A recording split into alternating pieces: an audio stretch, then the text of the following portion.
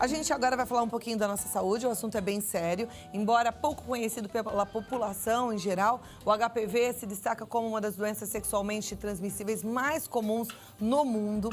Só para você ter uma ideia, 1 em cada 5 mulheres é portadora do vírus. 1 em cada 5. E o Ministério da Saúde registra a cada ano 137 mil novos casos no Brasil. É um número muito grande, gente. E isso faz com que o Brasil torne-se líder mundial em incidência dessa doença, que é o HPV. E o HPV é responsável por 90% dos casos de câncer de colo de útero. Por isso é que eu disse desde o começo do programa, o assunto é muito sério. A gente realmente precisa ficar atento, precisa acordar. Hoje já tem vacina de HPV e, inclusive, as adolescentes já podem tomar a vacina. Mas quem vai explicar tudo isso melhor é a doutora Bárbara Murayama, especialista em esteroscopia pela Unifesp, diretora da clínica Gergen, instrutora de cursos de esteroscopia. Esteroscopia. Ah, então escreveram errado pra mim. E olha, ela relata suas experiências como médica e mãe no blog Quando a Obstetra Engravida. Muito obrigada por ter vindo. Nada. Obrigada pelo Prazer convite. em recebê-la.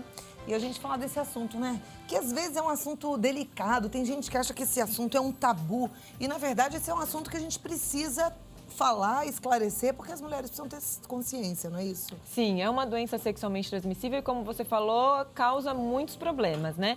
E mata muita gente, porque como ele é o causador do câncer de colo de útero, a gente sabe que hoje o câncer de colo de útero ele é o segundo que mais mata no Brasil. Então, a gente precisa fazer uma prevenção para que as coisas, para que essa doença seja evitada e que a gente evite uma doença que é totalmente prevenível. E aí me fala uma coisa, essa doença, ela é contagiosa. Sim. Só se pega HPV por contágio e é sexualmente transmissível, Sim. é isso? Isso. E pode ser transmitido também na mãe para o feto na hora do parto, né? Então, mulheres que têm as verrugas, por exemplo, ao redor do canal de parto, que é o caminho por onde o neném vai passar num parto normal, essas verrugas podem contaminar o neném e o neném pode ter infecções, até de garganta, de boca e outras infecções. Agora, essas verrugas são visíveis?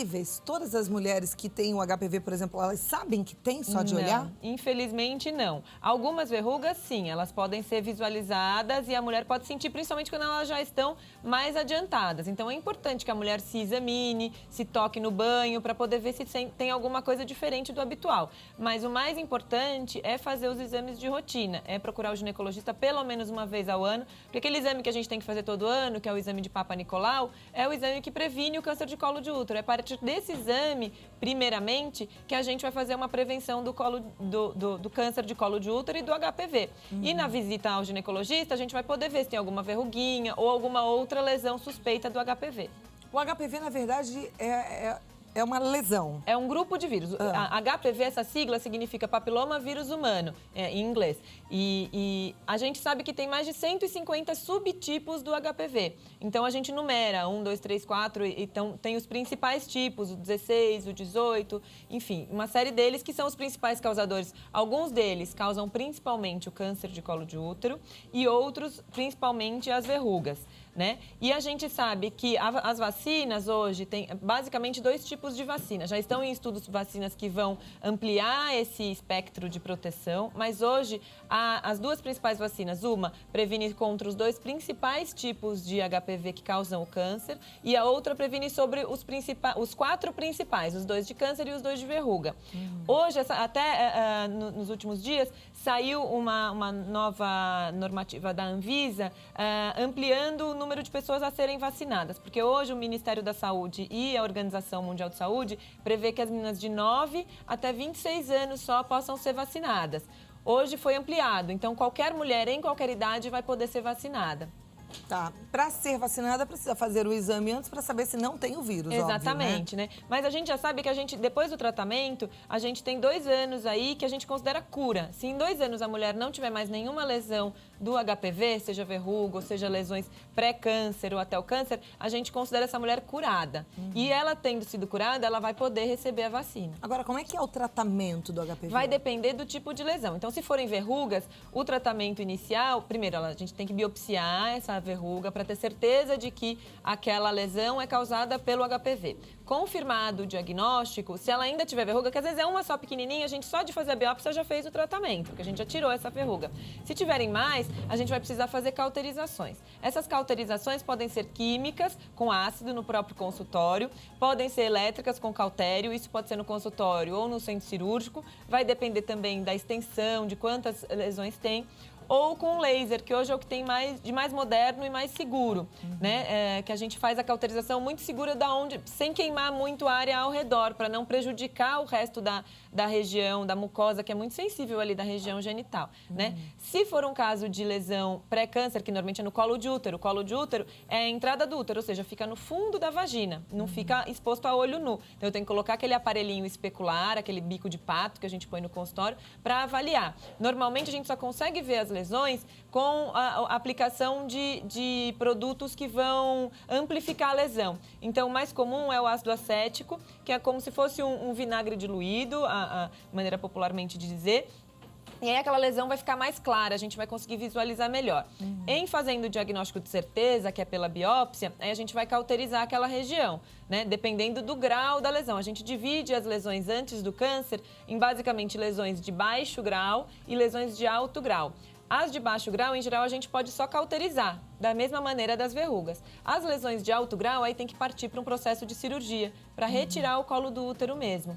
Agora, doutora, deixa eu te perguntar uma coisa. A mulher indo ao ginecologista uma vez por ano, fazendo Papa Nicolau, ela já está fazendo esse exame específico para o HPV? Sim, porque a gente vai fazer o Papa Nicolau. Se o Papa Nicolau vem normal, a gente fica tranquilo. Se o Papa Nicolau vem alterado, já sugere alguma infecção, a gente vai partir para a colposcopia e ou para a vulvoscopia, que é esse exame mais específico, em que a vulva, a vagina e o colo de útero é visto com um microscópio e é aplicado esse ácido e outros líquidos para avaliarem esse colo. Então, pelo que eu estou entendendo, o importante é fazer o diagnóstico e fazer o tratamento, que é simples, então. Super simples, super simples. O problema maior é porque as mulheres acabam não fazendo o diagnóstico, não fazendo o tratamento, que é simples, e aí acarreta-se num câncer muitas vezes, de colo de útero. Como é um câncer que acomete meninas jovens, não vou fazer o Papa Nicolau, ou às vezes tem relação escondido da família, então não vai ao ginecologista, não preciso fazer Papa Nicolau, e vai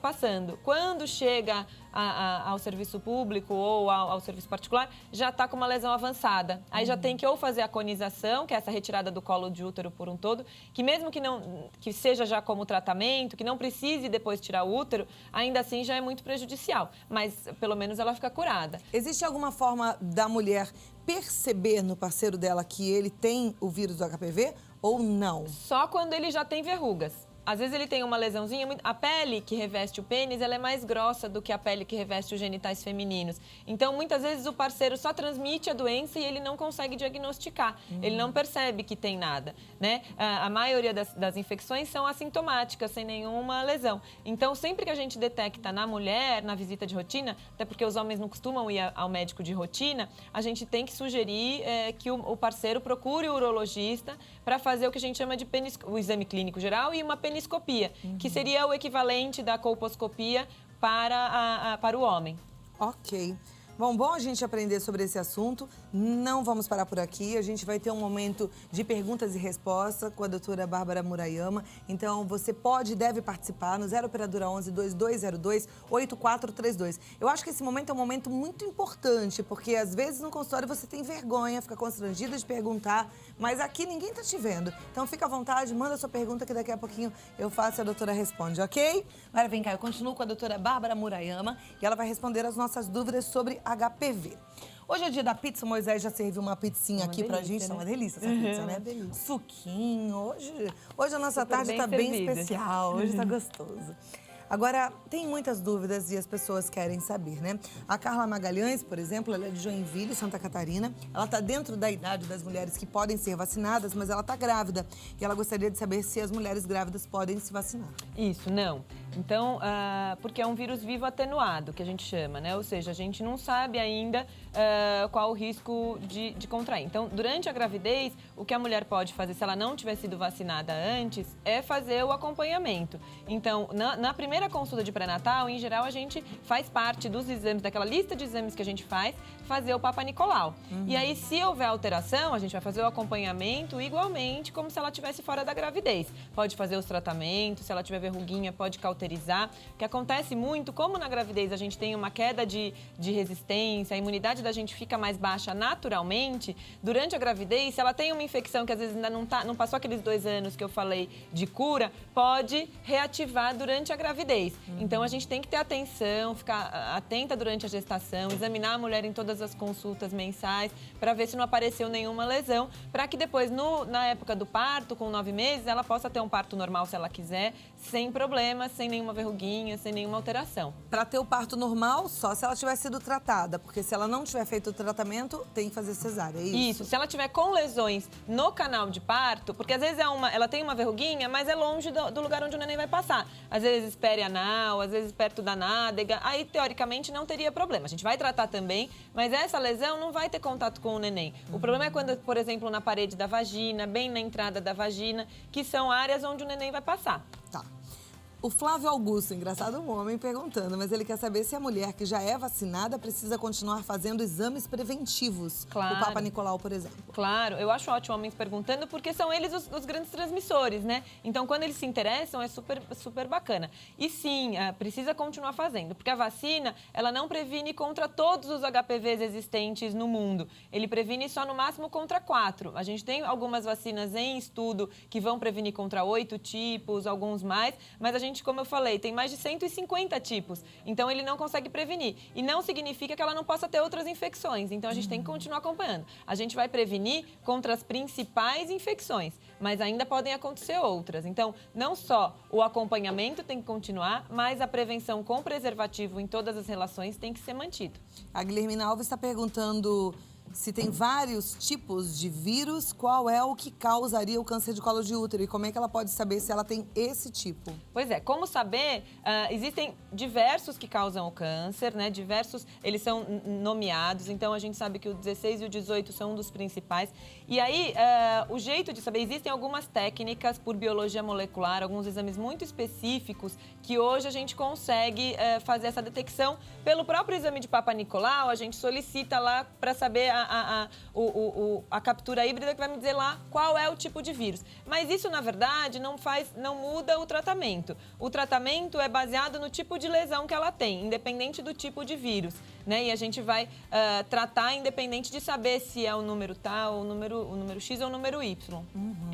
A Lívia Shimoto, ela é de Três Corações, Minas Gerais. Olá, apenas o uso de preservativos é suficiente para não ser contagiada pelo vírus?